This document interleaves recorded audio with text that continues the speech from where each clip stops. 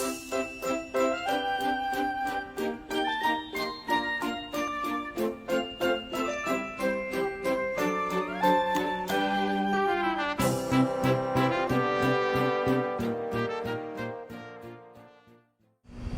mapagpalang araw po sa ating lahat.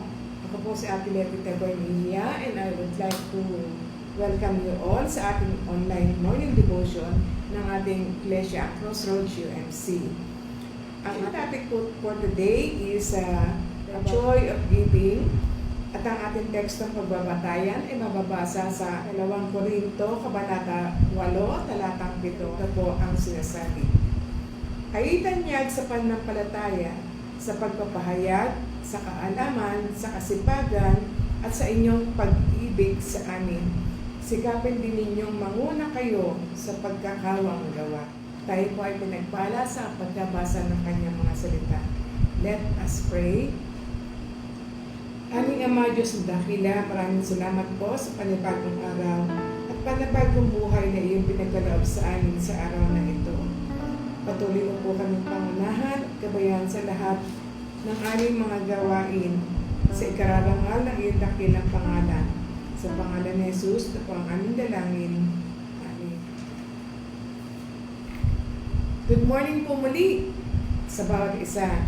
Sa araw pong ito, December 16, ay pasimula na ng ating tradisyon ang tinatawag na simbang gabi na ating ginagawa. The 9 days early dawn worship services until Christmas Day. Nakaredy na po ba ang inyong mga ibibigay ng mga regalo? At Valentine Day po ang ating mga topics for this week na ating pagbubulayan, and I hope na patuloy ko kayo makasama sa mga susunod na edisyon ng ating online morning devotion.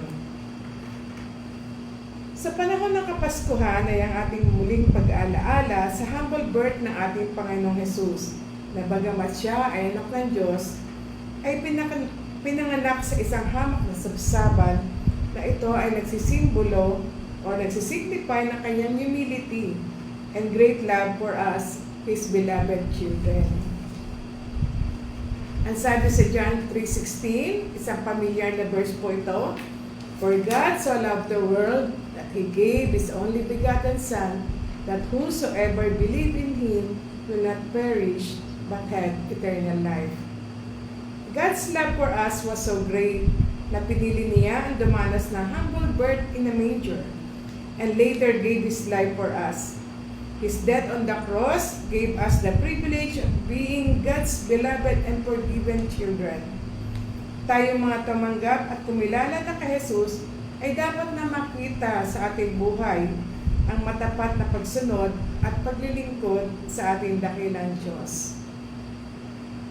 Sa ating tekstong binasa kanina ay ang panawagan ni Apostol Pablo sa mga taga-Korinto na sa kabila ng kanilang mga pananampalataya, sa pagpapahayag, sa kaalaman, sa kasipagan at sa pag-ibig sa mga apostol din, ay kanila ding pagsikapan ang manguna sa pagkakawang gawa. Ano po ba yung pagkakawang gawa, ibang term? Yung paggawa daw po ng kabutihan, yung ang pagtulong sa kapwa. The Corinthian people are already doing well. Maayos na sila.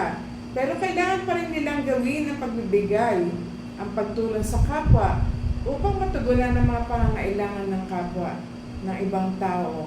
Magbigay upang matulungan ng iba sa kanilang mga pangangailangan.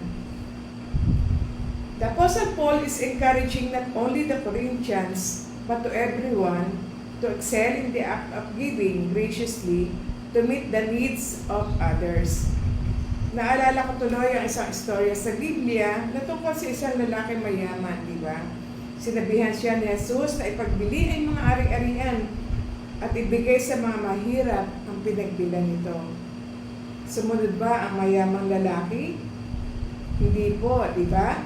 Kasi napakayaman niya at nandoon na nakatuon ang puso niya sa kanyang kayamanan. Ang ikalawang dakilang utos ng Diyos sa atin ay ito, to love our neighbors as we love ourselves. Tulungan ang kapwa, magbigay ng maluwag sa loob. We are tasked to share to others to our neighbors especially. Giving to others is a form of worship too. So every time we give, we glorify God and this pleases Him. Ikaw kapatid, what are you giving God today? Patuloy nawa natin saliksikin ang ating mga puso this Christmas season. May the love, joy, and peace of the Lord rule in our life. And lastly, may we all experience the joy of giving.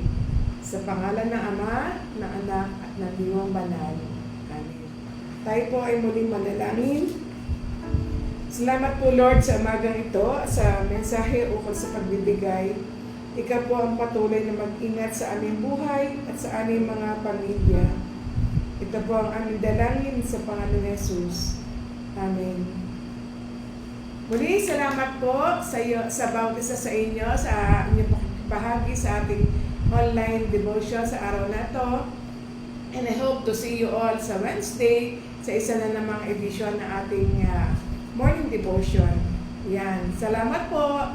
Paalam.